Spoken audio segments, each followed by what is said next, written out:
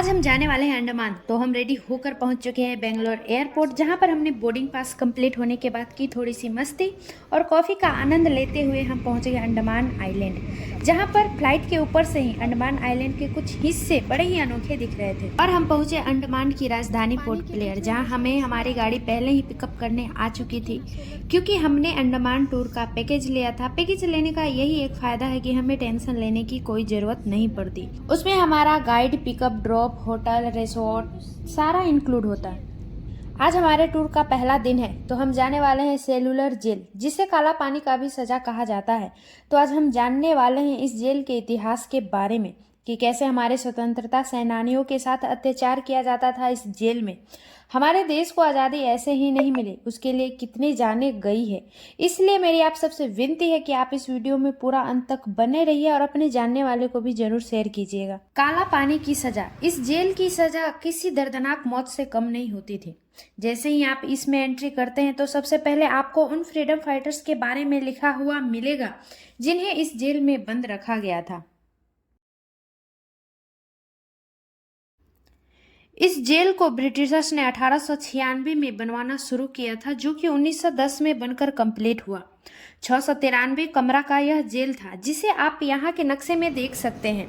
बीच में एक centre tower होता था, जो कि 7 विंग्स से कनेक्टेड था, पर अभी फिलहाल में 3 विंग्स ही हैं। 4 विंग्स को तोड़ दिया गया है। इस जेल को ऐसे डिजाइन किया गया था ताकि कोई भी कैदी एक दूसरे को देख ना सके। ये है यहाँ का फांसी घर, जिसमें एक साथ 3 लोगों को फांसी दी जाती थी।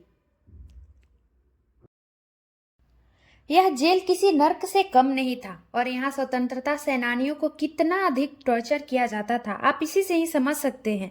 एक तो उनका पूरा शरीर बेड़ियों में जकड़ा हुआ रहता था, और उन्हें एक दिन में 30 पाउंड नारियल का तेल या फिर 10 पाउंड सरसों का तेल निकालना ही पड़ता था।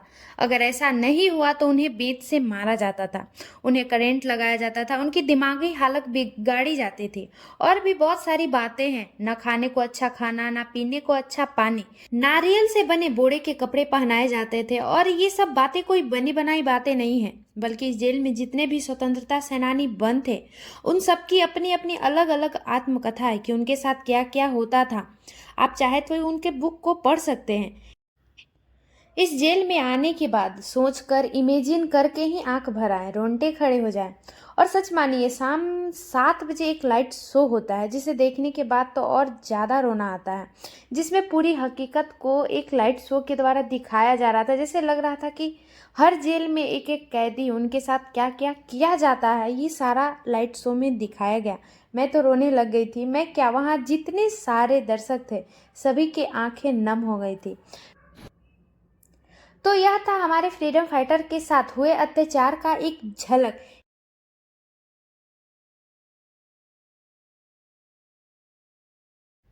तो हे गाइस, यह था मेरा अंडमान टूर का पहला दिन और मेरा पहला ब्लॉग, जिसे मैंने आप लोगों को बहुत ही आसान तरीके से समझाने की कोशिश की है।